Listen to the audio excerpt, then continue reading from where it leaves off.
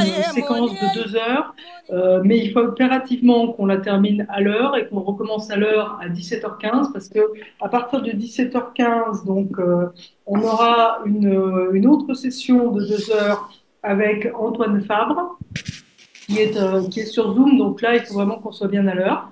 Donc, je vais passer la parole à Béatrice Touchelet qui va nous présenter ce que Comté veut dire approche critique.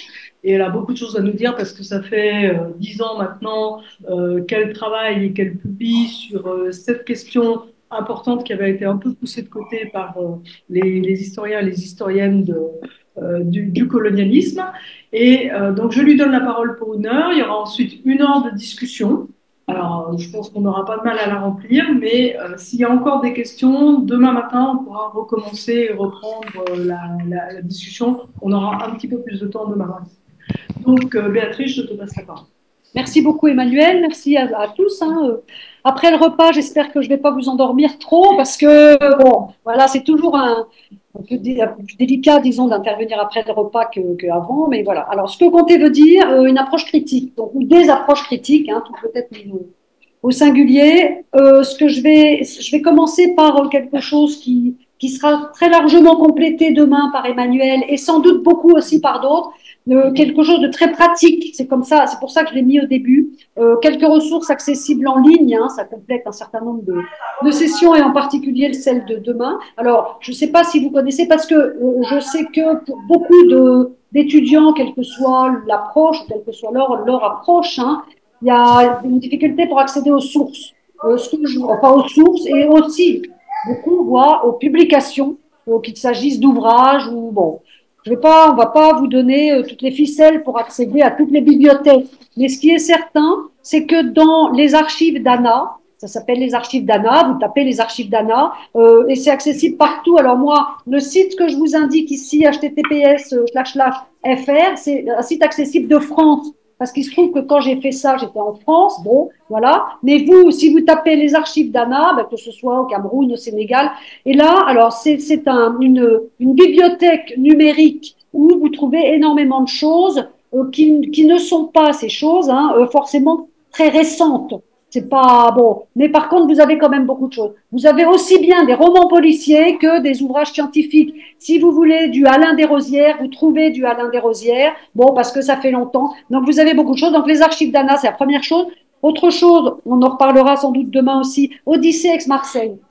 Vous tapez donc Odyssée Aix-Marseille, bon. Et là, alors, c'est donc l'université d'Aix-Marseille qui a fait un site, qui consacre un site à des publications qui sont des publications d'époque. Donc, en gros, ils ont déjà des données et des revues et des bulletins depuis le 19e, voire la fin du 18e siècle. Ils les ont numérisés et vous avez accès à beaucoup d'ouvrages, par exemple de revues, de bulletins de la Chambre de commerce de Marseille. Vous avez accès à aussi d'autres ouvrages. Il n'y a pas que la Chambre de commerce de Marseille, mais tout ce qui se passait autour de Marseille et qui concernait du coup, pour aller très vite, le commerce et le monde colonial, évidemment français. Là, moi j'ai des lunettes très très françaises. Bien, vous trouvez ça là-dessus. Il y a aussi peut-être moins connu, enfin, la bibliothèque numérique de la statistique publique. Si vous n'aimez pas les chiffres, c'est une bonne antidote. Si vous faites une allergie aux chiffres, vous en mangez 1 ou 2 tous les soirs. Bon, alors, 2 solutions, soit vous mourrez complètement et c'est fini, soit vous survivez. Et si vous survivez, à ce moment-là, vous survivez et vous allez essayer de davantage mieux comprendre ces chiffres. Bon, si vous voulez des données, par exemple, sur la population française, et ça remonte assez loin, leurs données, c'est la bibliothèque numérique de la statistique publique. J'aurais dû ajouter française. Mais il y a vraiment beaucoup de choses. Il y a aussi beaucoup de publications de chercheurs qui ont travaillé sur la statistique publique. Bon, et vous avez vous avez un autre site qui peut vous intéresser, c'est African Economic History Network. Là, très intéressant pour des chercheurs parce que on y publie très régulièrement dans HN, il publie systématiquement des billets qui sont finalement des extraits de travaux en cours. Donc, vous avez des articles de recherche complètement en train de se faire, hein, et qui sont signés, ces articles, par différents auteurs qui travaillent actuellement justement sur, c'est pas que la statistique, mais c'est tout ce qui concerne le monde colonial et postcolonial. Donc, je vous incite, enfin, je vous encourage à regarder ça, parce que là, vous avez une petite ouverture, hein, vers tout ce qui peut exister, aussi bien dans le monde francophone que dans le monde anglophone et d'autres, hein, c'est intéressant. Alors, vous connaissez sans doute Kern, on en reparlera, Gallica, Gistor, etc. Pour ces bases d'accès-là, Kern et Gistor, il faut que vous soyez dans un site qui a payé un certain nombre de droits, hein. Bon, bref. Donc ça, on en reparlera pour les détails pratiques. Mais bien, juste une chose aussi, parce que je vois que vous prenez des notes, c'est très bien, mais sachez que ce PowerPoint, je vais le mettre, c'est pour ça qu'il est très détaillé, c'est pour ça qu'il est intégralement rédigé, c'est pour ça qu'il a seulement 300 slides, enfin j'exagère, mais il est très long, parce que je ne vais pas tout vous dire, évidemment, je ne vais surtout pas tout vous lire, ni rien du tout d'ailleurs, je vais essayer, mais toutes les informations qu'il contient, et surtout les informations détaillées, les informations bibliographiques, vous les retrouverez sur, alors je vais le mettre sur Google, Google Scholar, bon, mais je vais surtout le mettre sur le blog Chiffre Empire quand il sera réparé. Donc ça, il y aura une source quelque part, vous pourrez le trouver. Google Scholar, oui, je vais le mettre aussi. Hein, bon. Donc vous pourrez très bien retravailler, reposer des questions et ce genre de choses. Voilà. Alors, premier point, une approche critique des chiffres. Hein. Je vous l'ai dit tout à l'heure, j'ai des lunettes, et ça j'y peux rien, j'y suis née, hein, qui sont totalement franco-françaises parce que c'est ce que je connais le mieux. Je ne vais pas vous présenter hein, l'histoire de la discipline camerounaise, bon évidemment parce que j'y connais pratiquement rien. C'est aussi, on l'a pas dit ce matin, mais c'est aussi une très grande richesse du réseau Kunt. Et c'est aussi une très grande richesse des 15 jours qu'on va passer ensemble, parce que c'est pour ça aussi que j'ai dit que je pense que je vais apprendre beaucoup de vous, parce que vous allez compléter en fait, hein, avec vos propres bibliographies, avec vos propres connaissances, hein, tout ce que je raconte, vu côté français. Donc ce que je me suis proposé de faire, c'est de retracer, mais alors vraiment, là c'est même pas de la caricature, hein, mais c'est à très grands traits, évidemment, hein, l'approche des chiffres dans l'historiographie française. Essayer d'expliquer pourquoi, finalement, on s'intéresse assez peu aux chiffres en histoire. Je dis mes collègues historiens, jusqu'à une période relativement récente, se sont alors soit complètement intéressés, soit pas du tout intéressés hein, aux chiffres. Donc, je resitue cette approche critique des chiffres hein, dans l'histoire de la discipline historique française. Ce sera complété par vos propres connaissances hein, pour en fonction de vos différentes origines. Donc, les chiffres pour les historiens, c'était très souvent, hein, ça a très souvent suscité l'indifférence ou alors la crainte ou la méfiance, hein, considérant que les chiffres sont faux, qu'ils sont manipulés. On a souvent prôné une histoire exclusivement littéraire. Si on est historien, c'est pas alors historien en sciences humaines et sociales en général, mais beaucoup moins en sociologie. Mais c'est parce qu'on veut écrire, qu'on aime écrire, qu'on sait écrire, et surtout, hein, on ne sait pas ou on ne veut pas compter. Donc voilà, si on fait de l'histoire, c'est pour ne pas faire des maths. Ça, combien de fois on l'entend moi, les étudiants, si je leur présente un PowerPoint comme ça, ils partent en courant. Hein. Il faut vraiment que je les attache à leur chaise pour qu'ils restent. Bon, parce qu'on fait de l'histoire, on est en licence et on n'en a rien à faire des chiffres. Alors, moi, évidemment, j'essaye de leur prouver l'inverse, mais bon. Donc, voilà. Alors, les chiffres sont faux, c'est ce qu'on entend. Les chiffres sont manipulés. Et il y a, à contrario, d'autres historiens qui, eux, ont fait pratiquement des chiffres leur objet d'étude et qui sont, eux, très inspirés par les économistes hein, et ce qu'on appelle les économistes quantitativistes, autrement dit des économistes, des historiens, des économistes historiens, en fait, hein, qui construisent leurs démonstrations justement sur les chiffres. Donc, eux, qu'est-ce qu'ils font? Ils font des bases de données. Ils font des bases de données avec tous les chiffres des impôts, par exemple, hein, l'impôt de capitation, voilà, tous les chiffres des budgets, par exemple, tous les chiffres des échanges extérieurs, importation, exportation. On en a beaucoup, hein, des chiffres, qu'on s'intéresse au monde colonial, postcolonial ou au monde en général. On a énormément de chiffres. On met tous ces chiffres dans une base de données, fichier Excel ou pas, hein, ou logiciel libre, plutôt conseillé en général, hein, parce que lui, enfin bon bref, voilà. Et puis on fait des courbes. C'est une approche qui est aussi une approche d'historien. C'est une approche qui peut être souvent critiquée parce que elle valorise assez peu souvent le contexte. Et je ne sais pas si ça vous est arrivé. Alors je dis ça, mais moi j'ai assisté à des conférences d'économistes historiens qui commentaient une courbe avec deux énormes trous dans la courbe. Bon, il ne s'est rien passé entre 1914 et 1918. Second trou, 1940-1944, parce qu'on n'a pas les chiffres. Mais cette absence de chiffres n'est pas expliquée. Alors vous courez, vous pouvez marcher doucement sur la courbe, et puis tout à coup, il y a un gouffre parce qu'on est en 14, il faut remonter sur la courbe en 1918. Vous voyez, une absence de prise en compte du contexte, c'est normal, ce ne sont pas forcément des historiens. Donc ça, c'est aussi le travers de la construction de ces bases de données, de le fait de faire parler des chiffres. Alors, il y a eu des positions, il y a des positions beaucoup plus nuancées à partir, évidemment, je ne sais pas si vous connaissez, on ne va peut-être pas rentrer dans mais l'école des annales. L'école des annales en France, bon, vous connaissez. Alors là, ce qui a été une espèce de révolution quand même intellectuelle, disons, l'école des annales a tenu compte des apports de la sociologie. C'était pas la sociologie d'Auguste Comte, c'était la sociologie d'Émile Durkheim. Si ça vous dit rien, c'est pas grave, mais bon, à la fin du 19e siècle, un sociologue, enfin, ça n'existait pas la sociologie, mais disons, il était philosophe. Un philosophe a réussi, un coup de force en France, il a réussi à imposer à l'université une nouvelle discipline qu'il a appelée la sociologie. Cet individu s'appelle Émile Durkheim. Il a créé la première chaire, le premier poste de prof de sociologie, donc tournant au 19-20e. Et qu'est-ce qui caractérisait cette matière, cette discipline, cette nouvelle matière? Ce qui caractérisait en particulier cette nouvelle matière, c'est qu'elle s'appuyait, et c'est ce qu'a fait Durkheim, elle s'appuyait sur les chiffres. Elle s'appuyait sur les chiffres. Durkheim a fait une étude qui était un véritable pavé dans la mare. Il a, par exemple, étudié le suicide. S'il y a un acte individuel, c'est le suicide, sauf suicide collectif, évidemment, bon, les avions japonais, mais bon, acte individuel, suicide, et Durkheim m'a dit le suicide est un fait social. Ça veut dire que c'est la société qui, en partie, porte une grande responsabilité quand quelqu'un se suicide. Donc là, quand je dis pavé dans la mare, c'est parce que ça va à l'encontre de tout ce qu'on connaît sur le suicide. Sur quoi est-ce qu'il a basé sa communication, son argumentation, s'appuyer sur les chiffres. Il a passé, Durkheim, à Londres, dans les caves du ministère de la Justice, énormément de temps à regarder quoi? À regarder tout simplement le suicide était un délit en France.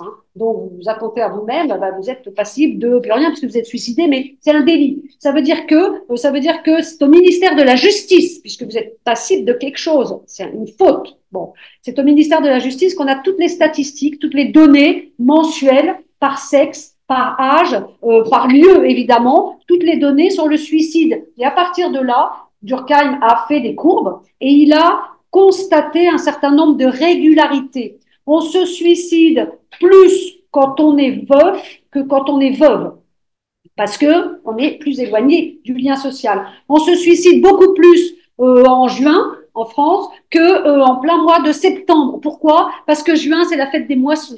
Et la fête des moissons, c'est un travail collectif. Et résultat, il y a une fête partout et on se sent complètement isolé. Vous voyez, donc, il a vu qu'il y avait des régularités. Comme il y a des régularités, et ça, c'est une étude quantitative, à partir de ces régularités, il a constaté, pas moi, mais bon, que c'était un fait social. Donc voilà, et c'est à partir de ça que Durkheim a créé. Et c'était une véritable gageure, parce que s'il y a bien quelque chose d'assez, disons, stable, c'est l'université française. Imposer une nouvelle matière à des littéraires qui étaient les philosophes et les historiens, c'était les deux seuls finalement piliers de l'université en tant que littéraire, imposer une troisième matière, c'était, ou discipline plutôt, c'était une véritable gageure. Il y est parvenu en s'appuyant sur des chiffres. Alors, Durkheim a créé une école ensuite, une école de sociologues quantitativistes, Alboix, etc. Et ce sont des gens donc des collègues, des universitaires, qui ont fondé leurs études sur justement l'exploitation, la fabrication aussi, et l'exploitation des chiffres. Alboix a beaucoup travaillé sur les budgets, par exemple, etc. Donc voilà, une nouvelle discipline pour cette école, et cette nouvelle discipline a été prise en compte. Tous les apports de Durkheim et tous les apports de la sociologie ont été complètement intégrés par l'école des annales qui, à partir des années de l'après-Première Guerre mondiale, à partir des années 20, s'est ouverte alors c'était à l'origine des historiens qui se sont ouverts complètement à d'autres disciplines et surtout à la sociologie. L'économie n'existait pas comme matière universitaire, il n'y avait pas de discipline économique avant les années 1960.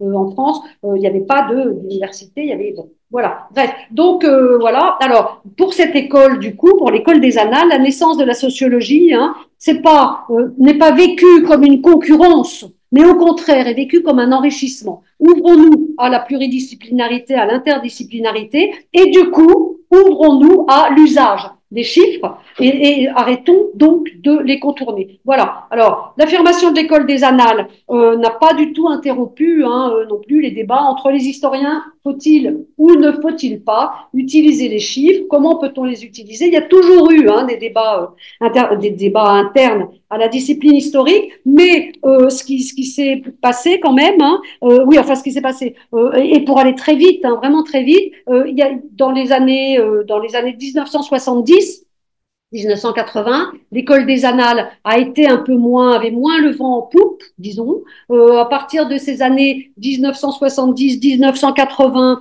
eh bien, on a un espèce de retour du bâton politique aussi, hein, le marxisme. Bon, à moins, mais, disons, de succès. Et voilà, et résultat, ben, on considère, oui, non, je vous dis ça. Et du coup, eh bien, du coup, à partir de ces années 1970, en fait, hein, on a un retour du bâton en la défaveur d'une approche finalement d'histoire économique et d'histoire basée sur les chiffres. À partir de ces années-là, ce qui signifie que on utilise moins les chiffres parce que, alors pourquoi aussi utilise-t-on moins les chiffres? Quand je vous dis quel est le rapport avec un retour du bâton idéologique, ben, tout simplement parce que souvent ceux qui, dans l'école des annales, utilisent les chiffres, les historiens, hein, sont ceux qui considèrent que les conditions matérielles d'existence, le niveau des prix, le niveau de revenus sont absolument essentiels et que la connaissance des conditions matérielles d'existence, finalement, est l'un des objectifs premiers de l'historien. Alors, donc là, évidemment, il faut utiliser les chiffres. Il faut voir quelles sont les évolutions de prix. Est-ce que le prix du blé a augmenté ou pas à la veille de la Révolution française? Bon, bah ça c'est à l'origine, hein, c'est Ernest Labrousse, oui, le prix du blé a augmenté, et c'est à cause de cette très grande dégradation des conditions d'existence qu'il y a eu, c'est une des causes de la Révolution. Bon, pour d'autres, la Révolution, c'est pas ça, la Révolution, on ne la lit pas, et les crises en général, on ne les lit pas dans des courbes du tout, on va les lire dans les mouvements des idées. C'est la bourgeoisie qui a entraîné, parce qu'elle avait vu les Lumières, elle a entraîné la Révolution française. Donc les crises ont d'autres causes, hein, et on ne verra pas forcément les causes des crises en faisant les courbes, etc. Donc on a deux approches. On a une approche pour aller vite qualifiée de marxiste, bon, qui s'appuie sur les chiffres, et une approche et qui considère que les conditions matérielles sont essentielles, donc il faut les connaître. Comment les connaître? C'est les chiffres, bien entendu. Et une autre approche hein, qui est plutôt celle, disons, d'une histoire, pour aller vite, mes collègues ne seraient pas tous contents, mais d'une histoire culturelle, d'une histoire qui est qui atténue très fortement l'intérêt de l'étude de la lutte des classes, pour aller vite. Hein. Voilà. Alors, donc c'est ce qui explique hein, ça, les transformations hein, de l'usage, des usages hein, et des conceptions des chiffres hein, dans l'histoire. Donc ça c'est ce que je vous dis. Alors il reste une question évidemment. Qu'est-ce qu'aujourd'hui, maintenant que ces débats hein, sont déjà anciens, que faire des chiffres en histoire? C'est la question qui reste posée. Eh bien deux solutions, disons, deux réponses hein, à cette question. Et ceux qui répondent le plus fort, disons, hein, qui ont le plus la parole et qui ont le plus de voix, disons, qui portent encore, hein, ce sont plutôt les économistes. Ce sont des économistes qui, de plus en plus en France, adoptent une posture historienne. C'est-à-dire que ces économistes introduisent dans leurs travaux quelque chose qui apparaissait relativement peu avant, sauf chez Schumpeter et certains, mais c'était pas généralisé, c'est-à-dire la chronologie. La chronologie, on a là l'introduction d'une profondeur historique hein, dans les approches des économistes.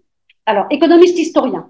Ce ne sont pas historiens économistes, hein, mais ce sont des économistes historiens. Bon, j'en cite un certain nombre. Vous connaissez sans doute, c'est Thomas Piketty, par exemple, évidemment des travaux très intéressants. Hein. Alors lui, il s'appuie directement sur des chiffres hein, pour démontrer que depuis le début du XXe siècle, les inégalités augmentent de cette façon-là. Comment on le démontre? On démontre aussi en passant que le fait d'introduire des impôts n'a pas réduit sur le long terme, hein, les inégalités, on demande beaucoup de choses. Comment? En s'appuyant, en constituant des bases de données gigantesques et qui permettent de dire tout ça. Vous en avez d'autres, Zuckman aux États-Unis, qui travaillent sur les inégalités et qui s'appuient directement sur des chiffres. Bon, c'est la même chose avec Pierre-Cyril Hautecoeur, c'est la même chose avec Denis Cognot. Alors, puisque on s'intéressera plus ici à l'histoire des chiffres dans des situations coloniales, Denis Cognot, lui, s'inscrit aussi dans cette veine. Ces économistes historiens utilisent, alors ils font des bases de données, ils utilisent les compétences des économètres que n'ont pas souvent du tout, évidemment, les historiens. Bon, je suis incapable de construire un modèle économétrique, évidemment. Ils ont souvent beaucoup de moyens, parce que si vous vous lancez dans une base de données, alors la première chose à faire, c'est de savoir ce que vous lui voulez à cette base de données, ce que vous voulez qu'elle démontre. Bon. Et puis la seconde chose à faire, c'est avoir beaucoup de temps. Parce qu'il va vous falloir rentrer dans votre logiciel énormément de documents, d'informations chiffrées, etc. Puis après classer. Bon, donc il faut beaucoup de temps, il faut souvent beaucoup d'argent. Bon, donc là on a des institutions en France, comme l'école d'économie de Paris, l'école des hautes études en sciences sociales, qui ont le temps, qui ont les moyens, enfin c'est pas bon, mais qui ont aussi des moyens pour construire ces bases de données et pour faire les travaux novateurs à la Piketty, etc. Donc voilà. Alors pour les historiens sont souvent, donc c'est aussi les historiens de l'économie, et non pas les économistes historiens, ils ont souvent un regard critique par rapport à ces démarches, même si ces démarches présentent de très nombreux avantages. On ne pourra jamais savoir si, par exemple, c'est le débat entre Denis Cognot et, alors bon, il est mort depuis longtemps, mais Jacques Marseille. Pour Jacques Marseille, un historien économiste, pour Jacques Marseille, l'Empire français a coûté à la métropole. Ça a coûté cher d'entretenir l'Empire. Bon, voilà. Alors, le problème de cette thèse défendue par Jacques Marseille, c'était d'ailleurs sa thèse de doctorat d'État à ce moment-là. Le problème, c'est qu'il avait très peu de sources. Il n'a pas construit des tonnes de bases de données pour montrer ça. Il s'est appuyé sur un certain nombre de cas qui lui ont permis de dire, voilà, l'Empire français, pendant toute la durée, et jusqu'aux indépendances, pour aller vite, a coûté plus cher que ça n'a rapporté. Bon, voilà. Et que dit Denis Cognot? Alors lui, économiste historien, Denis Cognot, alors dit rien au début, mais il fait une base de données. Il fait une base de données avec quoi? Avec importation, exportation et surtout avec les budget de la métropole. Bon, là, il y passe du temps. C'est un travail complètement fou en termes d'investissement. Et puis, il montre quoi? Il montre que, et c'est son ouvrage d'ailleurs, l'Empire bon marché. Il montre qu'il n'est pas du tout évident que l'Empire ait coûté plus qu'il n'a rapporté. Il montre même que l'Empire français, et puis même jusqu'aux indépendances, est autofinancé. Ça veut dire que ce sont, disons, les colonisés eux-mêmes qui ont payé la colonisation. Comment? Par quel miracle? Évidemment, par l'impôt, l'impôt de capitation en particulier. Bon, et puis ensuite par l'exploitation des ressources naturelles, exportation, importation. Donc voilà, cette affirmation s'appuie sur des bases de données sur une très longue période. Bon, voilà à quoi servent et à quoi peuvent servir. Le débat n'est pas clos. Évidemment, le débat n'est pas clos. Mais disons que cette démarche des économistes historiens a permis de sortir d'une espèce d'impasse dans laquelle étaient les historiens de la colonisation en France. Est-ce que ça a coûté? Est-ce que ça a rapporté? Voilà, et on a pu, là, au moins on a une réponse à travers les budgets, les impôts et ces bases de données. Donc, disons qu'on a pu dégager des grandes tendances et que ces grandes tendances sont tout à fait bonnes à prendre parce que ça nous met sur de nouvelles pistes éventuellement. Et puis, qui veut prouver l'inverse, allons-y, les débats continuent. Donc, voilà. Alors, les travaux des économistes historiens vont aussi parfois renforcer des clivages dans la discipline historique, entre ceux qui mobilisent et ceux qui ne mobilisent pas les chiffres. Là, je m'intéresse seulement aux historiens de l'économie et aux historiens de tout le reste.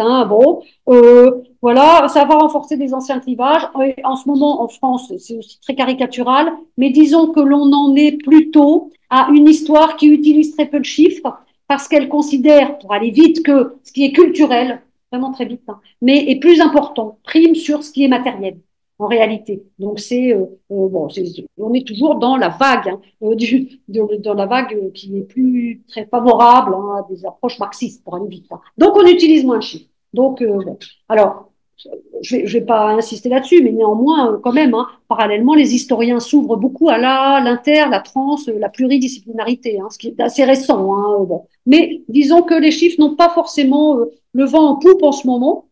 Et vous avez bien compris que ce programme hein, est de faire des chiffres, des objets d'étude. Oui, ils sont faux. Qu'est-ce que ça veut dire un chiffre faux? On va bien savoir ce que c'est qu'un chiffre vrai. Ça, je sais, pour moi, j'ai jamais compris, mais bon, on peut dire oui, ils sont faux, et puis on traitera cette question après.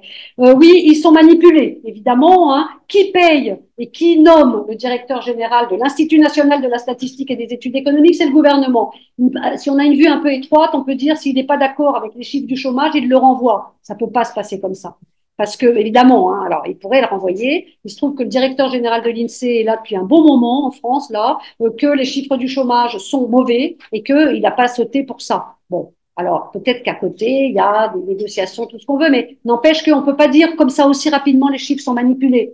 Dans un cadre colonial, sans doute, hein, les chiffres sont manipulés. Si vous faites, on le demandera à Antoine Fabre tout à l'heure, et ça m'étonnerait, et à ces deux complices comptables qui vont intervenir également et qui sont Pierre Labardin et qui est aussi Mohamed Diakité. Bon, c'est évident que les chiffres peuvent être manipulés. C'est évident que si vous avez une entreprise installée au fin fond du Cameroun pendant la période coloniale, Cameroun français, hein, enfin français oui, bon, ben à ce moment-là, vous pouvez renvoyer des rapports, des chiffres comptables à votre siège social.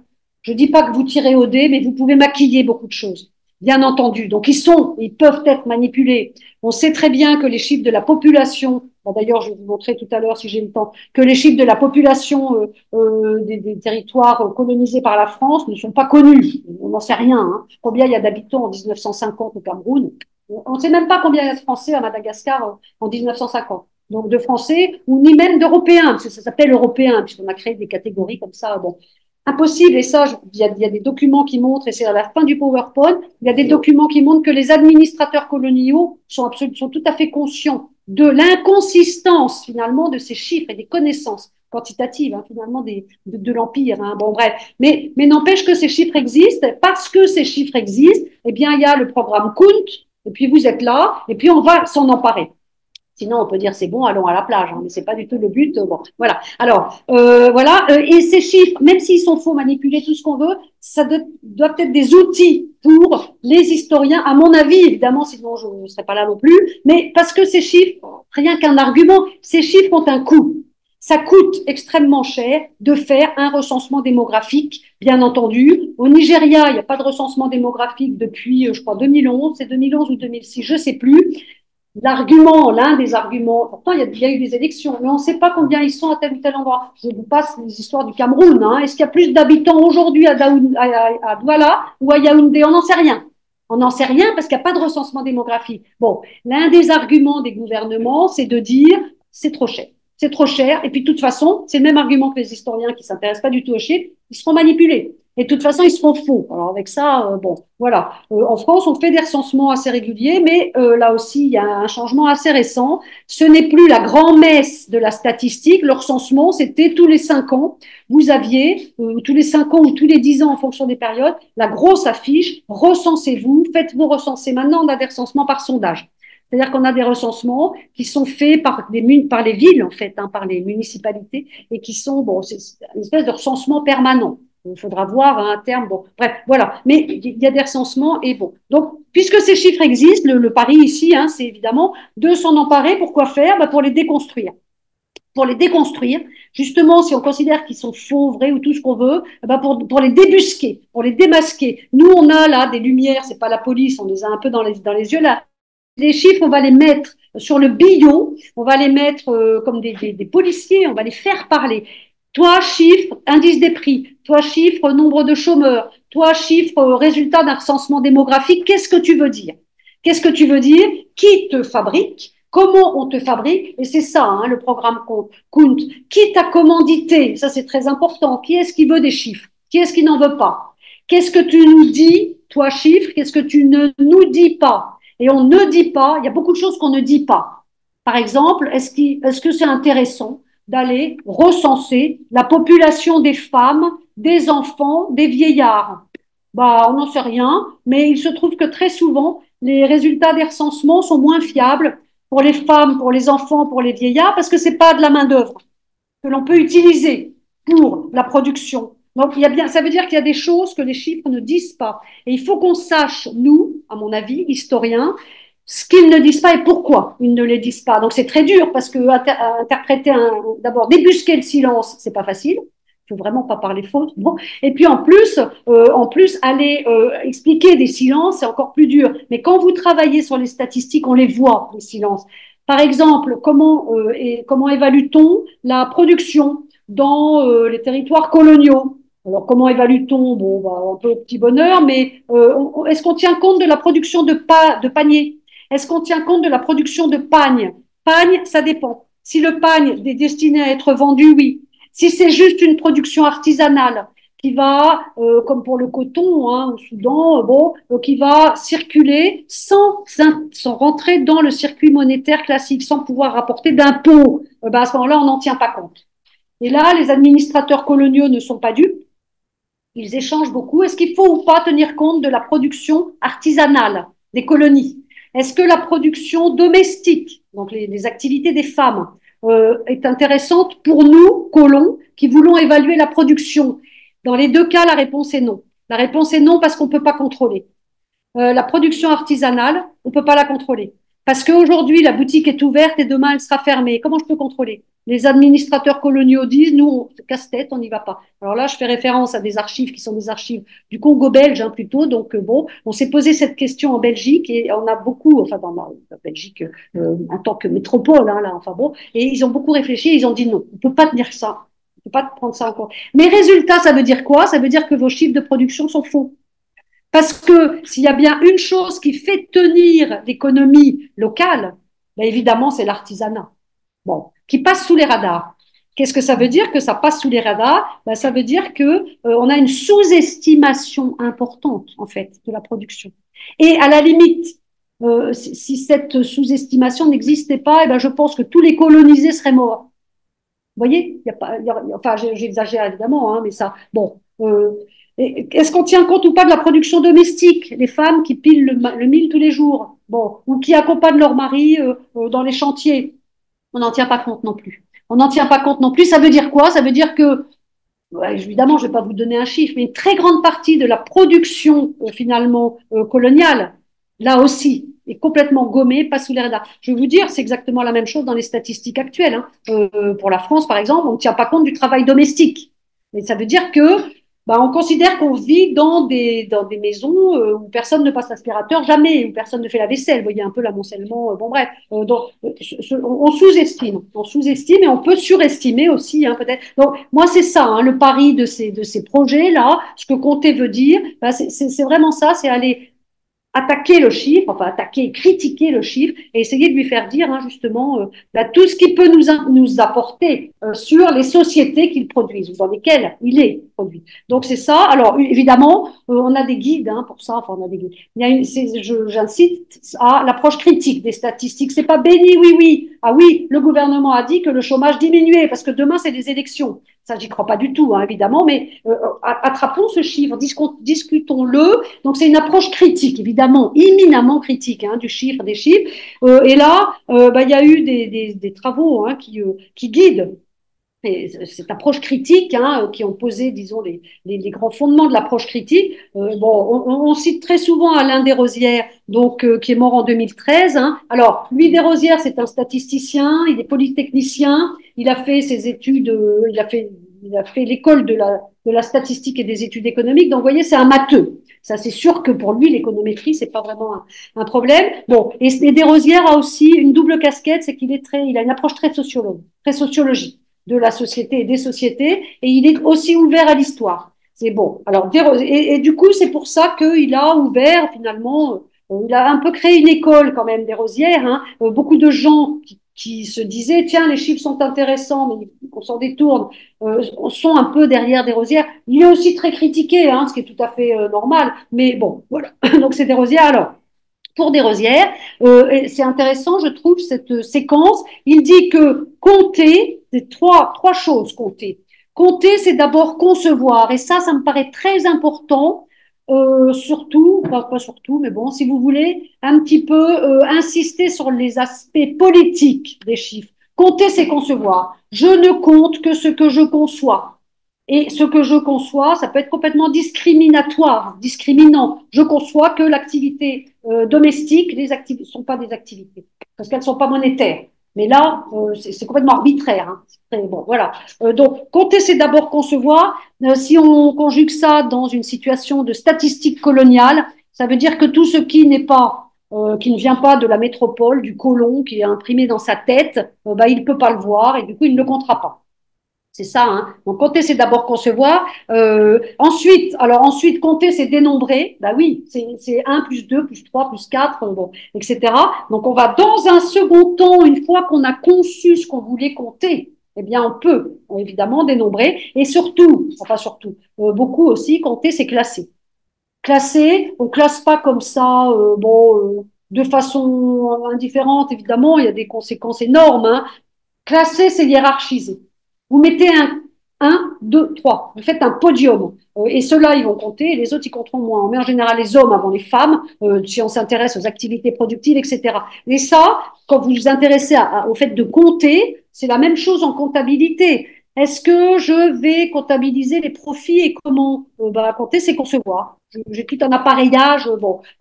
Ensuite, c'est démontrer, dénombrer. Oui, qu'est-ce que j'ai produit, coût, avantage. Hein, bon, voilà, les profits, bénéfices, etc.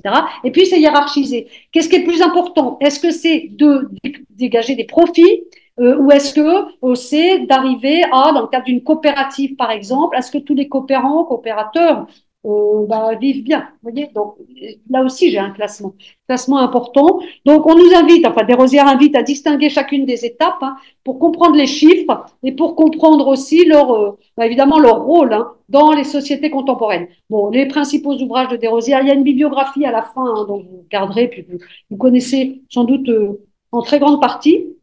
Donc, il a contribué. Alors, il y a aussi Desrosières, bon, mais il y a aussi un historien hein, qui s'appelle Jean-Claude Perrault, hein, qui a beaucoup travaillé lui aussi sur les chiffres. Alors, c'était dans l'Ancien Régime, hein, mais en particulier une étude sur la ville de Caen. Et là, on a aussi une démarche tout à fait novatrice hein, en termes d'usage des chiffres. D'ailleurs, Perrault a beaucoup inspiré Desrosières, et puis d'autres, hein, Porter, etc.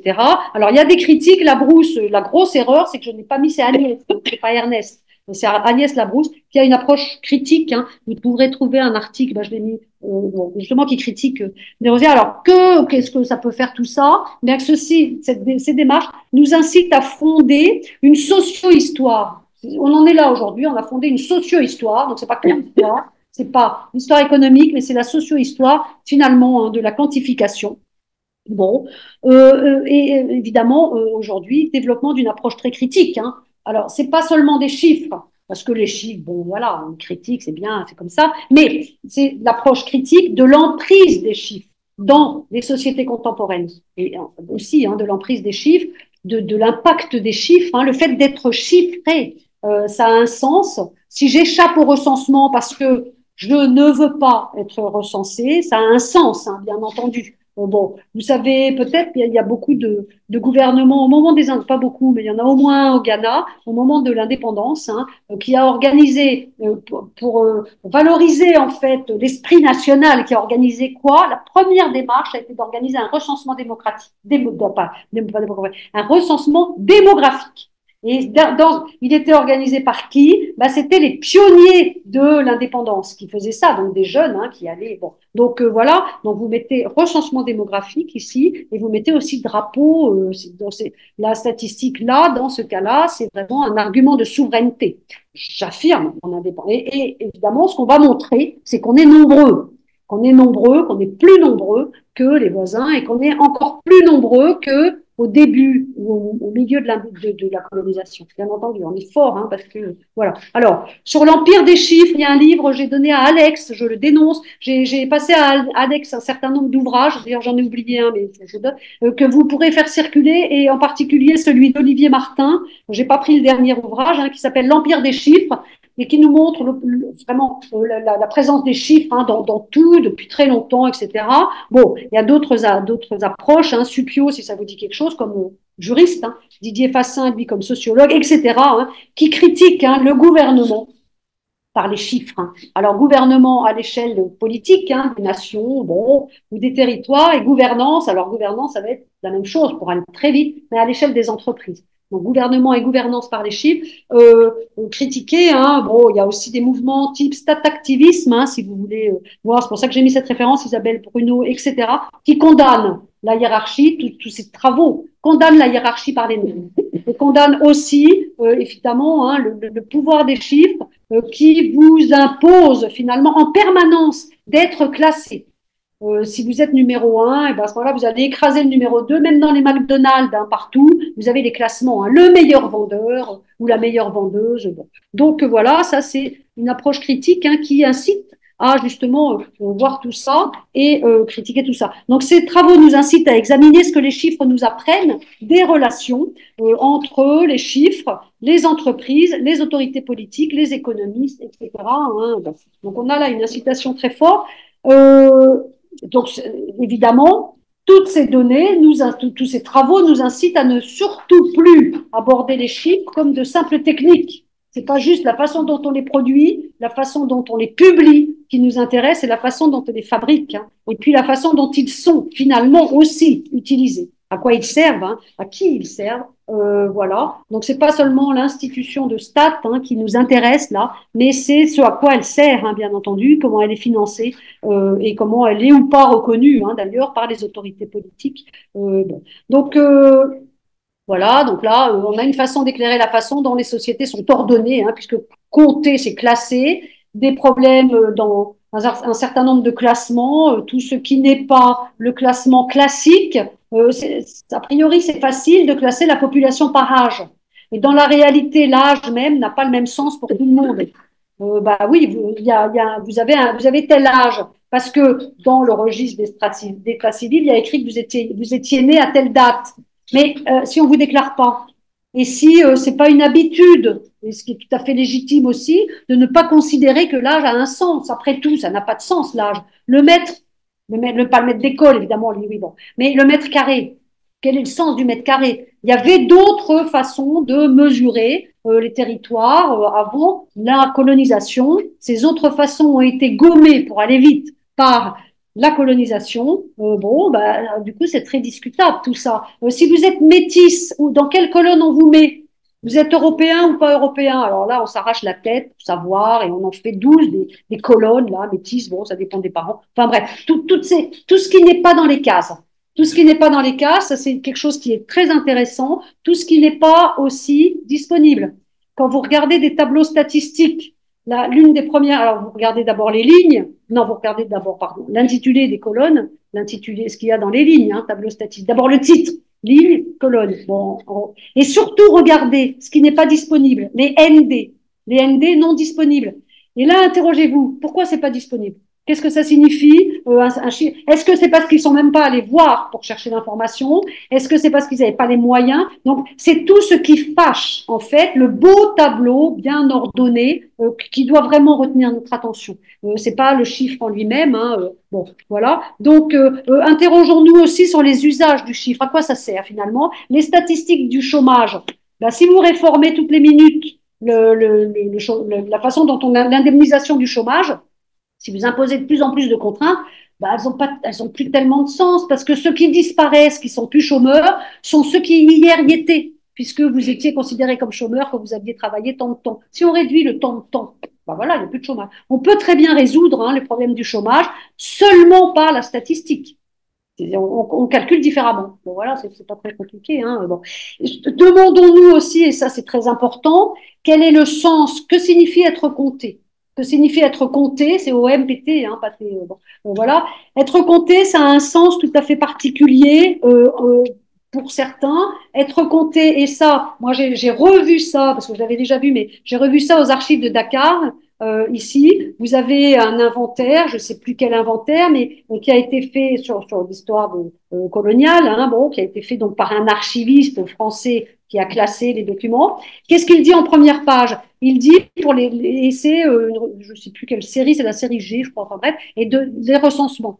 Qu'est-ce qu'il dit en première page? Il dit c'est les archives des recensements et les archives statistiques sont biaisées, complètement biaisées. Pourquoi? Parce que ce sont des archives qui sont produites par et pour une administration coloniale, donc étrangère, en fait, qui n'a pas forcément compris, qui s'en fiche complètement d'ailleurs, toutes les caractéristiques du territoire. Les résultats, les statistiques sont biaisées, les archives et les statistiques sont biaisées parce qu'elles ne représentent finalement que, compter c'est concevoir, que la représentation que se fait la métropole des territoires colonisés.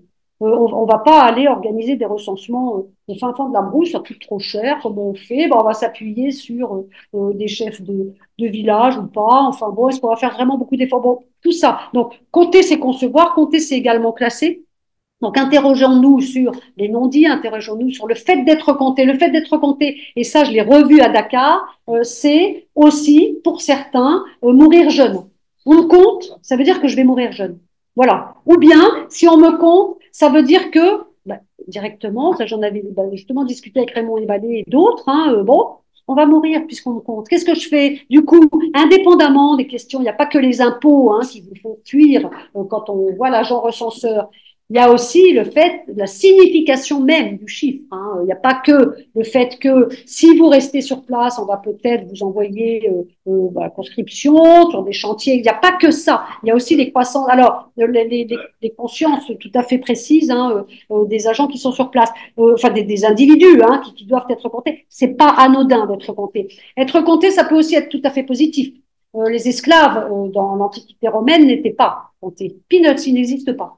Les esclaves des Romains, bon, ils n'existent pas. C'est une main-d'œuvre qui m'appartient. De toute façon, ils n'ont pas d'autonomie, on ne les compte pas. À partir du moment où on va les compter, là, c'est différent. Ils deviennent pas citoyens à part entière, mais n'empêche. Donc, vous voyez, ça va dans les deux sens. Alors, application. Et là, comme il me reste 10 minutes, je vais aller très très vite. Donc voilà, moi j'ai travaillé les dernières années sur les statistiques coloniales et postcoloniales. Ce que je voulais faire là, c'est vous montrer un certain nombre de documents d'archives. Je vais pas le faire, mais de toute façon vous l'aurez dans le PowerPoint. Un certain nombre de documents d'archives pour vous montrer justement ce qu'on peut tirer de ces chiffres, de leur absence, etc. Là, j'ai présenté toute liste, enfin pas tout, là, malheureusement pas toutes, mais une partie, disons, de l'historiographie. Comment les historiens du monde colonial et un peu postcolonial aussi n'utilisent pas justement les chiffres. Qu'est-ce qu'ils en font? Alors, juste insister sur, puisque j'en ai parlé tout à l'heure, ces papiers de travail là, les documents de travail qui sont dans le H, je sais pas quoi. Vous avez par exemple le suivi des prix et du coût de la vie. Vous avez un postdoctorant il était à Cambridge et puis il est parti après en Australie, qui s'appelle Thomas Westland, c'est écrit là, Westland. Alors, lui a repris, que ce soit pour l'Empire britannique ou pour l'Empire français, il a repris des statistiques de prix et les statistiques officielles publiées dans les Blue Books pour le monde britannique et publiées dans les annuaires, etc., pour la France. Et il a constaté qu'il y avait un énorme écart lorsqu'il utilisait des données municipales et quand il utilisait des données comme ça officielles, générales. Il a constaté en particulier à Dakar que l'on avait systématiquement très fortement sous-estimé le coût de la vie à Dakar. Et ça, alors, pour plein de raisons, mais en particulier parce qu'on n'a pas du tout tenu compte de l'augmentation, alors des prix des loyers, oui, mais de l'augmentation du prix du foncier. C'est-à-dire que si vous déménagez, donc, on ne tient pas compte de tout. Or, le foncier est déterminant puisque c'est à partir du prix du foncier que vous allez pouvoir ou non acheter quelque chose et puis éventuellement pour vendre. Ça veut dire que en mésestimant beaucoup ces augmentations fortes, bien entendu, on ne va pas répondre et surtout on ne veut pas répondre aux demandes d'augmentation de salaire des dockers, évidemment, ou des cheminots. Donc, vous voyez, il y a aussi ces quiproquos qui tiennent à une mauvaise évaluation. Donc, voilà, c'est pour un certain nombre de travaux. Les études, et en particulier, et là, celle de Romain Tiquet, puisque je dis ça parce que demain, vous allez travailler, ou après-demain, je ne sais plus, sur un texte de Romain Tiquet. Alors, je dis, lui, il montre que les études, ce qui s'appuie sur les statistiques, améliorent aussi beaucoup les mécanismes, la compréhension des mécanismes du pouvoir. Bon, on a là un signe de la souveraineté et du pouvoir. Et Romain Tiquet montre aussi que la statistique va, finalement, c'est pas le seul, mais va produire un biais, va produire des illusions. et que, en fabriquant des statistiques, les administrations coloniales françaises, finalement, se fabriquent des illusions. Ça veut dire qu'ils comprennent rien. Ça veut dire que, enfin, j'exagère un peu, mais bon, ça veut dire, par exemple, c'est quand même quand vous lisez des rapports des administrateurs des années à Madagascar, par exemple, 1940, 1948, 49. Ils n'ont rien vu venir de 1947, hein, absolument rien. Enfin, j'exagère, il y en aura peut-être certains, j'en sais rien, mais très peu, très peu. L'impact aussi de ces mises en chantier, de ces migrations forcées de main-d'œuvre, complètement sous-évalué. Il y a quelques rapports d'inspecteurs des colonies mais ils sont mis à l'écart, hein, ceux-là, je vous rassure tout de suite, qui disent, mais attendez, vous ne pouvez pas vider un territoire comme ça, d'abord sans savoir combien il y a de personnes dans ce territoire, parce que si vous videz, à ce moment-là, ça va être du temps. Hein, vous ne pouvez pas vider comme ça un territoire sans savoir combien il y a de femmes, d'hommes, quel est l'âge moyen, quels sont les moyens de subsistance. Ben si, c'est ce qui s'est passé, vous savez bien, pendant la colonisation. Les résultats, vous provoquez du vide et vous provoquez des drames, famine, économique, etc. Et ça, c'est en très grande partie dû au fait que on n'a pas compté, et on n'a pas voulu compter. Donc, vous voyez, il y a le fait aussi hein, de ne pas vouloir. Bon, voilà. Alors, donc, et ça veut dire qu'on s'appuie sur des illusions complètement. Hein, on crée, donc ça, c'est des biais. Et puis les chiffres aussi, hein, là, vous avez beaucoup d'analyses sur l'impérialisme, la domination, le passage à la post-colonisation, bien entendu. Hein, ce sont les travaux de, par exemple, Geronimo, Serra, etc. Donc, vous les avez là. Voilà. Alors, bon, un vaste chantier. Bon, bah, un vaste chantier, je crois que vous comprenez rapidement. Vous regarderez ça. L'examen du rôle des États dans la politique publique. Bon, bah ça, les biais, c'est ce que je viens de dire, donc vous regarderez ça. Alors, que nous apprennent les chiffres? Ils nous apprennent, ils peuvent nous apprendre, et ça, c'est à discuter. Moi, là, tout ce que je lance, hein, sont des pistes, on a 15 jours pour, enfin 15 jours, peut-être un peu moins, parce que pas dimanche, hein, à 8 heures du matin, mais bon, des pistes hein, pour la discussion. Que nous apprennent ces chiffres, 4 axes pour aller très vite. D'abord, ils nous apprennent beaucoup de choses sur les mécanismes de domination. Mécanismes de domination, vous, administrateurs, vous, chef de cercle, vous, chef de village, vous allez me donner le nombre d'individus qui est dans votre circonscription. Voilà. Mécanisme de domination, à partir du moment où le chef de village refuse, qu'est-ce qui se passe? La chaîne hiérarchique est bloquée. À partir du moment, et moi j'ai trouvé un cas comme ça, où les administrateurs coloniaux refusent de répondre et de satisfaire les demandes de la métropole. J'ai trouvé un seul cas, c'est en 1936, lorsqu'une commission, alors 1936 pour la France, c'est le Front populaire, et les administrateurs coloniaux ne sont pas tous très favorables au Front populaire, qui est plutôt, disons, centre-gauche. Hein, bon. Et le Front populaire demande, et ça c'est exceptionnel, enfin c'est assez exceptionnel à ce niveau-là, en fait, demande des informations précises à l'ensemble des colonies françaises, des administrateurs. Et ils demandent en particulier des informations démographiques très précises. Organisez un recensement. Faites le recensement, je veux savoir, dit le chef de cette commission, hein, bon bref, je veux savoir combien il y a d'individus dans votre circonscription, dans votre territoire. Bon, eh ben il y en a qui disent non. Il y en a un à Hanoï qui dit non. Je ne sais plus si c'est le gouverneur. Non, c'est pas possible, on peut pas faire ça, on a trop de travail. Vous voyez, un seul cas d'insoumission. C'est comme si vous refusiez d'aller au combat. Hein, bon. Et en fait, il a gain de cause, celui-ci, parce qu'effectivement, on dit vous avez trop de travail et on va organiser. Mais ça se fera pas, mais on va organiser un recensement par la suite. Donc voilà, donc mécanismes de domination, ils sont mis en valeur par la production des stats. Voilà. Et puis second point ici, l'étude minutieuse éclaire les interrelations. Interrelations, donc les relations interpersonnelles ou intergroupes hein, entre les acteurs, les individus. C'est évidemment tarte à la crème, mais bon, relations enquêteur-enquêté. C'est le rôle des intermédiaires. Intervient ou pas un interprète. C'est l'interprète hein, qui domine la réponse, l'interprétation des réponses. C'est lui qui compte en fait. Il peut dire n'importe quoi. Hein. Il peut traduire n'importe comment le questionnaire, l'interprète. Rôle essentiel. Relations interpersonnelles, là, on voit bien. Ça nous montre aussi des hiérarchies internes aux administrations ou des tensions. C'est ce que je viens de vous dire. Troisième point, en déconstruisant les indicateurs, hein, on peut aussi savoir, et on doit à mon avis aussi savoir comment ils sont influencés par les sociétés dans lesquelles ils sont fabriqués. Le rôle Important sans doute, et sans doute aussi, mais là, on a vraiment besoin d'échanger, de créer un collectif pour ça, le rôle de la façon de compter antérieure à la colonisation sur les statistiques coloniales fondamentales. Bon, on est obligé de tout, on est obligé. Les administrateurs coloniaux recommencent à zéro, ils vont arpenter, ils vont mesurer, etc., sans du tout tenir compte des mesures antérieures. Alors là, il y a ça vous dit, ça vous indique la violence de la colonisation, évidemment, la brutalité du fait colonial, mais ça vous montre aussi, finalement, l'illusion complète. On arrive, on veut tout refaire alors qu'on n'y connaît pas grand-chose et qu'on est complètement noyé, pour la France en tout cas, souvent dans des territoires absolument gigantesques. Donc voilà, donc ces chiffres nous montrent quelle est l'influence des sociétés dans lesquelles ils sont implantés et l'influence de ces sociétés sur la production de chiffres est aussi, bien entendu, très très importante. Dernier rapport, c'est quoi? Ah oui, les tensions suscitées par la production de chiffres, évidemment, les tensions, comment je réagis? Résistance à bas bruit, je fuis, je vais me cacher dans la forêt. Quand l'agent recenseur, c'est résistance à bas bruit, on a proposé plusieurs sessions à des colloques là qui vont venir sur les résistances à bas bruit à la statistique, comment ça marche. Et puis la question aussi, la question des seuils. Jeune, vieux, ça veut dire quoi?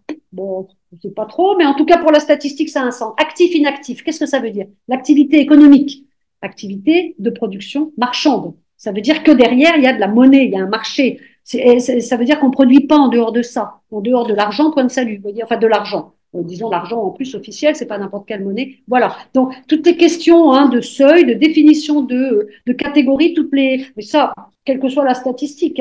Si vous êtes kinésithérapeute en 1945 ou 54 et qu'on crée des catégories socio-professionnelles, vous voulez absolument être reconnu dans la meilleure des catégories. Parce que ça veut dire que vous aurez une bonne retraite, un bon salaire, une bonne convention collective, etc. Si on vous met en bas comme technicien inférieur, disons, bon, je ne l'appelle pas comme ça, mais bon. Donc il y a des enjeux très importants, le fait d'être classé. Donc des controverses aussi très importantes. Voilà. Et puis enfin, les risques de brouillage de l'activité qui sont évidemment inhérents à la statistique. Donc voilà, et puis là je reviens parce que moi là en ce moment je suis un peu dans une impasse. Est-ce que finalement les biais de ces approches des statistiques coloniales ne sont pas plus importants que ce qu'ils pourraient nous apporter? Autrement dit, est-ce que ces statistiques coloniales, est-ce qu'on peut, ça, à mon avis, c'est une question fondamentale. C'est une question fondamentale. Est-ce que finalement, bien, compter c'est concevoir, très bien, mais est-ce qu'on ne prend en compte qu'une réalité elle-même créée par des administrateurs coloniaux et par des colons? Ça, c'est fondamental. Et comment peut-on faire autrement?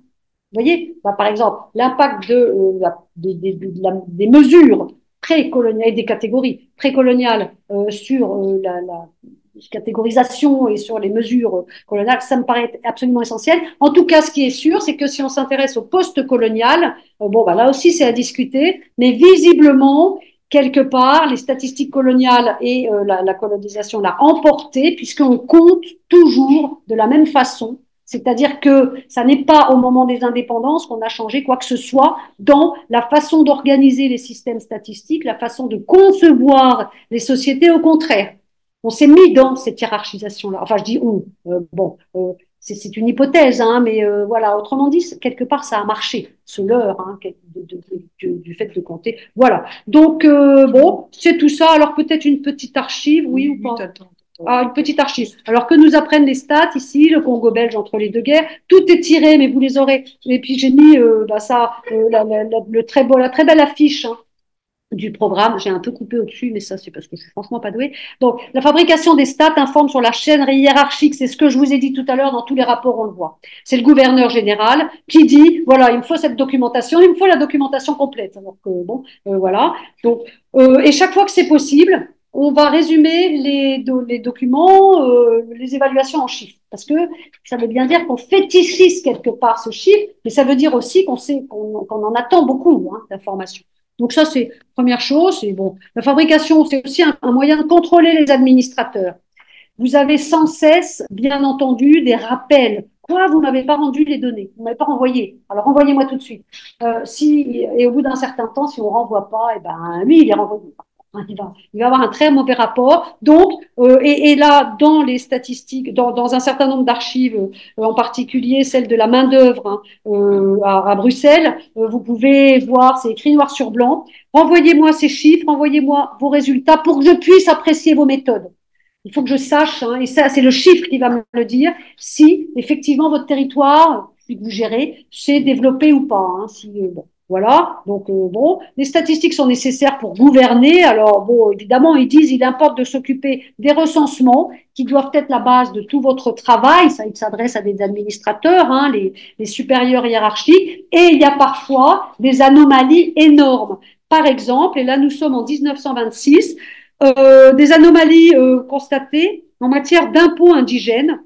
Par exemple, pour certains territoires, il n'y a que 56% de contribuables qui ont payé l'impôt. Bon, 56%, après tout, on n'en sait rien, hein, après tout ce que ça veut dire. Mais ce qui est sûr, c'est que dans d'autres territoires, il y a 111%. Il y a plus de contribuables qu'il y a d'individus en âge de payer l'impôt. Vous voyez. Donc, il y a des aberrations, et ça, ils en sont tout à fait conscients. Hein, dans la hiérarchie coloniale, on sait bien. Et qu'est-ce qu'on fait qu'est-ce qu'on met dans le rapport qu'on va envoyer hein, à Bruxelles? Voilà, point d'interrogation. Autre chose, la production de statistiques, c'est une très, très lourde tâche. Elle est coûteuse et puis elle, des travaux extrêmement difficiles. Bon, voilà. Et du coup, hein, les données sont pas rigoureusement exactes et loin s'en faut, hein, parce qu'il y en a qui se cachent. Bon, donc ça, je défile très vite. Et puis des moyens insuffisants. À un moment, il y a un gouverneur qui a l'idée et les rapports hein, qui sont faits par les administrateurs sont souvent agrémentés de chiffres. Hein, ça nous apporte beaucoup de choses. Et on demande en plus d'ajouter des photos. Et alors là, c'est la goutte d'eau. C'est la cerise sur le gâteau, c'est la goutte d'eau, les photos, qui fait déborder le vase. Jusque-là, on n'a rien dit, d'accord, on va vous faire, et puis on vous renvoie vos chiffres à la limite. Bon, par contre, les photos, ça va pas. Pour une raison simple, c'est qu'on n'a pas les moyens, on n'a pas d'appareil photo. On n'a pas les moyens d'en acheter, vous voyez. Donc, pourtant, on est chez les Belges, hein, là. Donc, on a un empire. Hein. Les administrations coloniales, dans bien des cas, hein, disposent de plus, enfin empire, mais disposent de plus d'argent. On ne possède pas un seul appareil photo, comment voulez-vous? Bon, alors il y a des rapports hein, dans lesquels on en a plein des photos. Donc, il y en a, ils disent rien, mais bon, voilà. Donc, des moyens insuffisants, d'énormes maladresses. Et puis, je m'arrêterai peut-être là si tu en as. Bon, d'énormes maladresses, très souvent. Très souvent, on va chercher le nombre d'individus, donc on fait un recensement démographique en même temps que, évidemment, des enquêtes sur l'impôt. Donc, le nombre de contribuables est assimilé au nombre d'individus, c'est exactement la même chose. Donc, c'est évident que si on, et ça a toujours été une crainte énorme, hein, bon, si jamais je suis recensé, on va venir me chercher, je vais être obligé de payer l'impôt, ou alors je vais être envoyé pour la conscription, ou bien je vais être envoyé. Donc, il y a cette crainte aussi, hein, et les administrations coloniales souvent rentrent complètement, ne perçoivent pas ça parce qu'ils n'ont pas le temps, parce qu'ils n'ont pas réfléchi, peut-être, j'en sais rien, enfin bon, mais en tout cas, très souvent, on compte les contribuables en même temps que, et d'ailleurs, la façon, quand on compte les contribuables, on compte aussi les individus. Donc, là, c'est une maladresse, bien entendu. Et puis, recours aux intermédiaires. Hein, sur qui va-t-on s'appuyer très souvent? Et là, quand je vous ai dit incitation à travailler sur ce que les chiffres nous apportent des relations inter-individuelles, le rôle des chefs hein, de village, le rôle des représentants du pouvoir. Qu'est-ce que ça veut dire d'être représentant du pouvoir colonial? Voilà, qu'est-ce que ça signifie que l'on vous donne cette responsabilité de compter les individus? Ça a un sens, qu'est-ce qu'il va y avoir en échange, etc. Bon, quels sont du coup les rapports que vous allez, vous, chef de village, entretenir avec vos administrés, enfin administrés, ça ne s'appelle pas comme ça, mais en gros, surtout si le lendemain, eh bien, les gendarmes viennent et puis qu'on envoie tous les hommes valides hein, sur les chantiers. Bon, bref, voilà. Donc, très lourdes conséquences, hein, et en particulier, on a, bah ça je l'ai mis deux fois, on a des territoires qui sont complètement vidés de leur main-d'œuvre, hein, parce que justement, il n'y a pas d'évaluation, ni des inaptes, hein, ni de la population. Donc, voilà. Et puis, alors, il y a aussi, on voit très bien aussi là le jeu de la colonisation et en particulier de la hiérarchie coloniale. Hein. Voilà ce qu'on trouve dans un rapport, enfin dans une directive. Ce qui importe, c'est que la vie indigène ne soit pas troublée par notre commerce et notre industrie. Donc, vous voyez, là, c'est cette espèce d'ambiguïté parce que, bon, on vous demande de compter parce que on est là dans l'application de directives pour justement aller compter la main-d'œuvre qu'on va pouvoir envoyer sur les chantiers. Et on dit, il faut surtout pas gêner la vie locale. Donc, on est complètement, bon, donc, Voilà, donc des excès, ça, vous regarderez. Les colonies françaises, c'est la même chose. Très lourd de charge, bien entendu. Des refus de répondre. Alors, qui refuse le plus fréquemment de répondre au questionnaire? Ce sont les colons. Très souvent, enfin pas le plus souvent, mais les colons ne veulent pas répondre au questionnaire. Et ça, pour les administrateurs coloniaux, et en particulier pour ceux qui sont intermédiaires dans les enquêtes, là c'est un commissaire de police à Madagascar, hein, qui en 1938 constate que le directeur de la rizerie, donc fabricanterie, a dit à son employé, surtout, si on vient te demander combien on produit, tu ne dis pas. Et tu dis que tu ne dis pas. Donc c'est encore pire que ça. Hein. Bon, là aussi, bon. Et ça, le commissaire central Jalabert est très très choqué, hein, par cette attitude. Alors qu'est-ce qu'il fait? Il demande à la hiérarchie ce qu'il peut faire. Et que lui répond la hiérarchie? Vous pouvez rien faire. De toute façon, il n'y a pas d'obligation statistique. Vous voyez, donc les colons, hein, sont pas. Bon, on défend le secret. Alors ça, c'est les colons n'aiment pas se voir poser des questions. Tout à fait prendre conscience de tout ça. Et puis, alors résultat aussi quand même, très souvent les entreprises coloniales imposent. Donc les colons très souvent dans la production imposent leurs propres chiffres. Et ça va avoir des conséquences évidemment très négatives lorsqu'on demande honnêtement s'il faut ou pas appliquer les lois sociales dans les colonies. Qui répond? On ne va pas organiser des recensements, on ne va pas organiser des enquêtes. On s'adresse aux chambres de commerce. Que disent les chambres de commerce? Oui, oui, on va payer des impôts pour que nos salariés, ou pour que la main-d'œuvre locale puisse bénéficier. Pas du tout, ils répondent pas oui, oui. Ils disent non, surtout pas. Surtout pas. C'est sûr que cette loi là sur les retraites ouvrières et paysannes 1910, c'est la même chose pour la loi sur la journée de 8 heures de 1919. Ça va s'arranger un petit peu après, mais très doucement. Hein. Bon, bah, si ce sont les patrons qui fournissent leurs propres chiffres, c'est sûr que la législation sociale progresse peu, pour ne pas dire pas du tout. Et puis voilà, donc ça, vous verrez les documents. Et puis voilà, je vais peut-être m'arrêter là. Alors par contre, oui, c'est presque fini. Les acteurs privés sont mieux renseignés. Sont bien renseignés les acteurs privés sur et ça on le verra avec les trois interventions sur la comptabilité. Vous avez beaucoup de bulletins économiques et financiers du sémaphore de Marseille par exemple. Alors là vous avez des données extrêmement précises parce que les patrons répondent aux patrons. Les patrons répondent à ceux qui les représentent, hein, donc les chambres de commerce. Il y en a beaucoup plus de données sur un certain nombre de choses, la production de caoutchouc, etc., dans des documents qui sont des documents privés, dans des bulletins privés, de sources privées, que dans des documents officiels. Alors là, c'est complètement flou, excusez-moi. Bon, et puis vous voyez par exemple bulletin économique et financier, ça c'est ce que vous trouvez. Et si vous cliquez sur les études d'outre-mer, hein, vous êtes à Odyssée Aix-Marseille, on vous donne tout. Alors c'est en PDF, c'est pas souvent très pratique, mais les cahiers coloniaux, etc. Si vous voulez des belles illustrations, tout est dedans. Alors c'est un peu lourd, souvent, hein, parce que c'est aussi un peu lent, mais vous avez tout ça in extenso, hein, qui est présenté. Donc le cas d'insubordination administrative, c'est à Hanoï, je vous en ai parlé tout à l'heure. Méconnaissance de la situation démographique, pour résumer, dans les années 50, on sait très bien la France, les administrateurs coloniaux savent très bien qu'on ne sait pas justement combien il y a d'Européens dans, et alors encore plus, encore moins, hein, de gens qui sont des locaux, on ne sait absolument pas quelle est la population locale. Donc ça, c'est une catastrophe, enfin une catastrophe, c'est vécu comme une catastrophe. Et voilà, alors Madagascar, urgent, il faudrait peut-être recenser la population déjà, je vous dis ça en 46. Et résultat, pays colonisateur, la France ne peut pas traiter le problème de la colonisation parce qu'elle ne sait pas combien il y a d'individus dans les territoires. Changement tardif, 43-46, ça change un peu, on crée des nouveaux, enfin on crée. À l'intérieur du ministère des colonies et puis ensuite à l'intérieur de l'Union française, on va créer des services de statistiques coloniales avec des professionnels. Et là, ça change. Des professionnels de la statistique qui seront envoyés et puis qui conçoivent leur travail d'une façon différente. Ça veut dire qu'ils vont vraiment aller sur le terrain et ils vont cesser d'exiger des statistiques exhaustives. C'en est fini de l'obsession du recensement démographique. Je recense toute la population de telle nation, enfin, tel territoire, on ne dit pas nation, hein, bon, mais je fais par sondage. Et là, on gagne en qualité, évidemment. Hein, bon, et puis ça jusqu'en 58. Hein, voilà, donc des enquêtes socio-économiques. Ça, c'est une nouvelle série qui a été inventoriée il n'y a pas très longtemps aux Archives nationales de l'Outre-mer. Donc, vous y trouvez des choses comme ça. Hein. Cher patron, j'ai travaillé avec vous, ce serait bien de me payer. Voilà, c'est ça qui est intéressant aussi à partir de ces années 50, c'est que ces statisticiens envoyés sur place s'appuient sur une main-d'œuvre. Et ça, c'est la nouveauté, sur une main-d'œuvre locale, qui du coup n'a pas forcément besoin d'interprètes et qui du coup connaît bien et beaucoup mieux le terrain et qui du coup est très efficace pour faire les sondages et qui du coup va demander même, et il sera formé. Hein, donc on a une réelle amélioration, mais c'est un peu tardif, hein, disons. Et voilà. Donc, bon, des enquêtes, on connaît un peu mieux les conditions de vie à l'échelle de sondage. Et puis voilà, des opérations ciblées. Bon, bah là, vous regarderez. Et voilà. Alors, j'avais conclu sur, oui, puis on en est à recartographier complètement les villages. Hein. Vous voyez, les petites cases, bon, bref.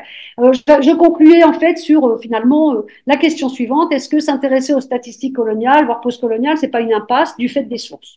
C'est ce que je vous ai dit tout à l'heure. Donc ça, c'est un peu mon obsession actuelle. Et voilà, c'est pour ça que je suis là et que je suis très contente pour qu'on en discute de tout ça. Et voilà, donc le PowerPoint, il sera pour ne pas conclure, hein, l'intérêt des approches, la signification des chiffres. Je vous ai dit tout ça, la faiblesse des stats démographiques, et je finis sur quoi? Sur cette double fonction, par exemple, hein, des statistiques. Pour certains, le Ghana, hein, l'opération de recensement démographique est une œuvre collective, l'affirmation de la nation nouvelle, indépendante, alors que pour d'autres, au contraire, hein, ça a été enfin, ce sont des opérations qui restent identiques, qui restent menées dans le cadre d'opérations toujours de coopération et c'est pas revendiqué hein, sur le changement démographique comme l'expression d'une indépendance. Alors après, vous avez 50 pages de bibliographie. Oui, question majeure, celle des biais de cette histoire des stats en situation coloniale, qui présente qu'un point de vue, ça c'est la dent hein, sur laquelle le gros morceau en ce moment. Donc pour ça, pour essayer de sortir de ce biais, évidemment, il faut collaborer. Bon, il faut un travail collectif, il faut aller voir d'autres archives et d'autres sources, interroger d'autres sources hein, que celles de l'histoire coloniale. Et puis voilà, donc bon, et puis là vous verrez, oui, je suis peut-être ça parce que j'avais un peu travaillé la phrase, bah, vous la lirez la dernière, puisque je l'ai un peu travaillé. Donc bibliographie indicative, vous avez un certain nombre d'ouvrages là, c'est 4 pages, mais ça de toute façon ça reste, hein, je vais les voilà. Sous des limites des archives à l'époque coloniale ou maintenant. Il y a une progression. Si vous regardez maintenant et aujourd'hui, il y a une progression et les statistiques ont atteint une certaine norme de valeur internationale, qui fait que de plus en plus même, ce n'est pas pour rien. Si vous avez suivi aujourd'hui, les agences de statistiques sont devenues des agences autonomes ayant une certaine autonomie par rapport au pouvoir exécutif.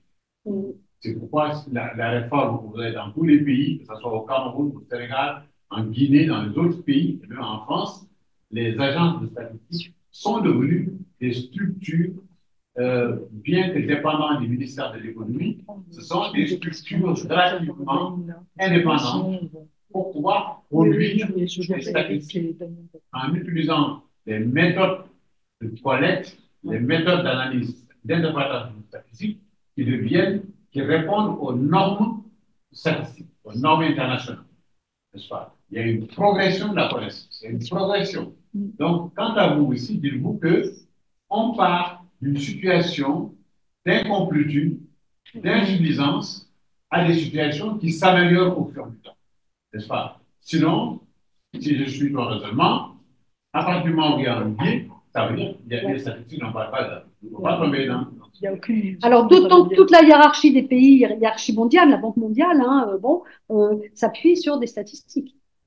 Et qui n'ont pas beaucoup changé, on va peut-être changer. Alors, qui n'ont pas beaucoup changé. Attendez, moi, je pense que tant que vous êtes conscient des biais, quand vous êtes conscient des biais, ça veut dire, bon, moi là, j'ai assisté à une conférence et qui me paraissait complètement caricaturale. C'est pour ça que je reprends cette histoire, parce que sans rien dire, passer de 1914 à 1918 ou 19, sans dire, tiens, il y a une guerre mondiale, donc il n'y a pas de chiffres disponibles, pour moi, c'est pas une démarche scientifique.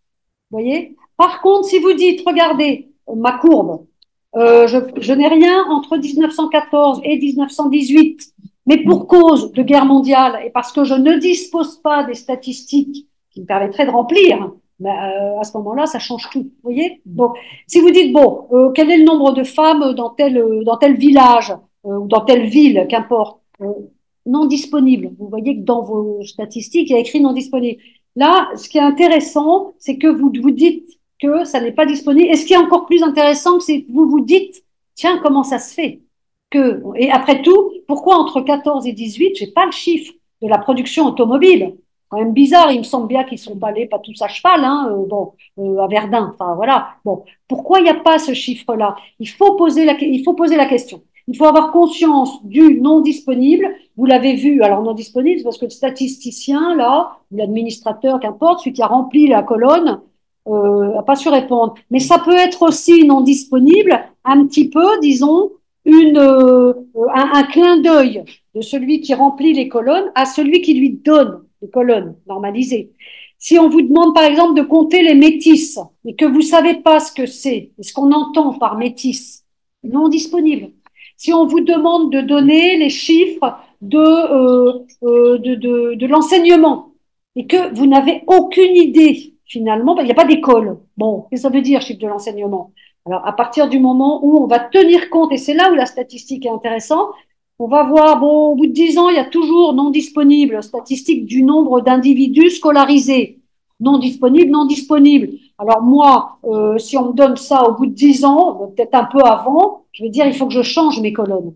Il faut que je change l'intitulé. Et qu'est-ce que j'introduis? École du dimanche, école coranique, école privée, école publique. Vous voyez, je distingue du coup toutes les formes possibles d'enseignement. Ça veut dire que je m'intéresse au territoire que je veux mettre en chiffres. Si j'en reste à nombre d'individus scolarisés et que ça m'est égal en fait de le savoir, ben à ce moment-là, je vais faire aucune. Vous comprenez ou pas? Donc, ce qu'il faut, c'est avoir conscience, à mon avis, et se poser des questions sur pourquoi c'est vide, pourquoi cette colonne est vide et qu'est-ce que ça signifie. Alors, vous allez me dire, ah, ça devient casse-tête, mais non, ça devient intéressant. Ça devient intéressant. Mais par contre, quand on vous dit, oh ben, on vous dit même pas d'ailleurs, mais entre 14 et 18, il se passe rien, je suis désolée, mais moi, si je ne sais pas qu'il y a une guerre mondiale, c'est pas à moi d'interpréter ce qu'on me présente, vous voyez? Bon. Voilà. Parce que tant que une guerre mondiale, c'est quand même pas rien. Et puis, si la courbe de 18, bizarre quand même, la courbe de 18, elle est un petit peu plus haute ou un petit peu plus basse ou au même niveau que celle de 14. Qu'est-ce qui permet donc à une personne de dire ça?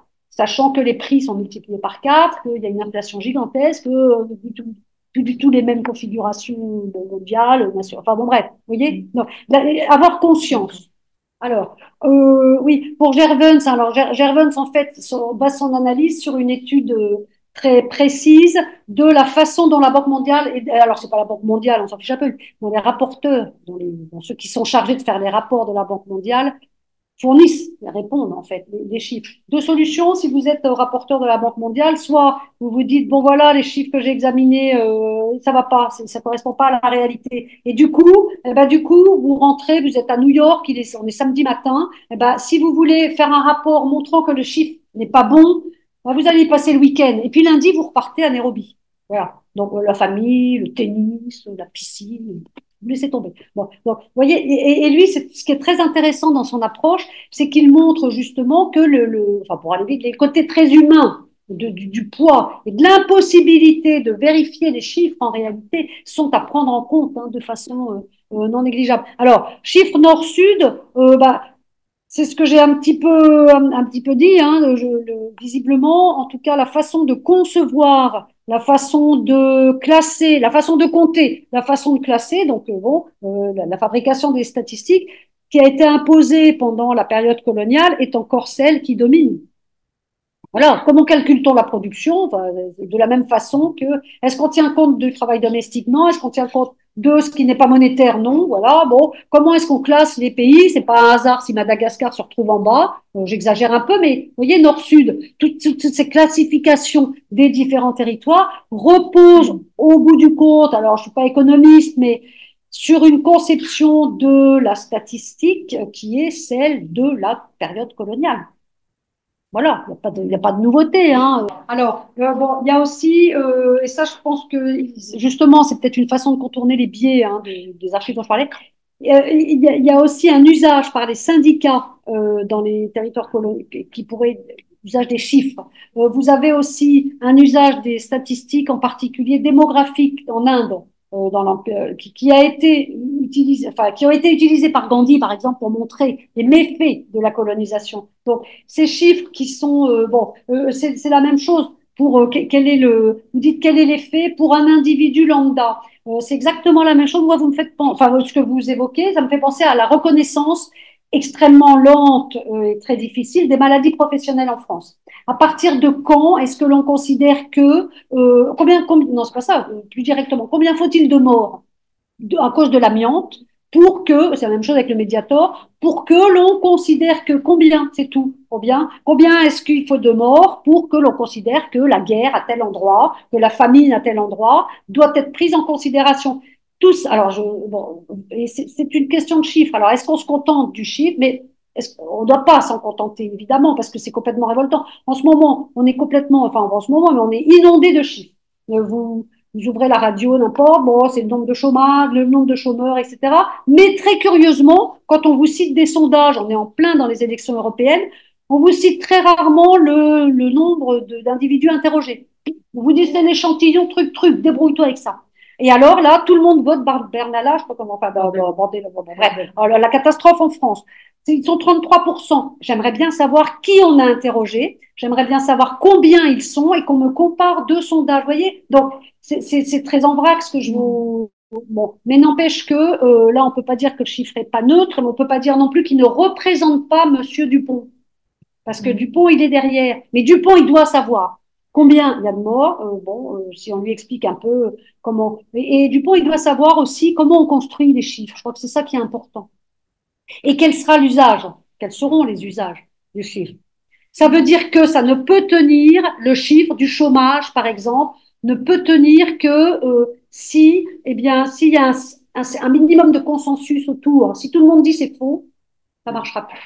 On va regarder le poids du chiffre aussi. Au Chili, il y a 2 ans, le prix du ticket de métro à Santiago, je crois, a augmenté c'était rien, c'était 2 centimes le ticket. Je dis, oulala.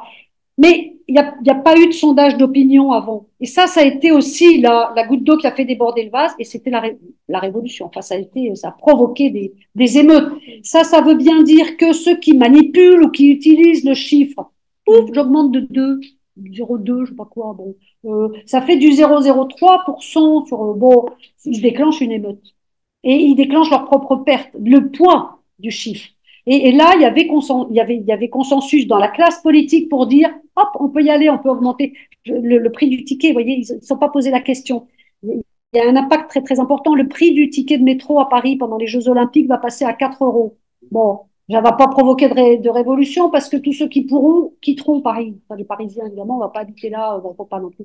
Mais vous voyez, on ne sait pas. Enfin, et l'importance du chiffre, c'est une convention. Après tout, si ça augmente peut-être de 10. Bon, le prix du paquet de cigarettes en France, c'est 10 euros.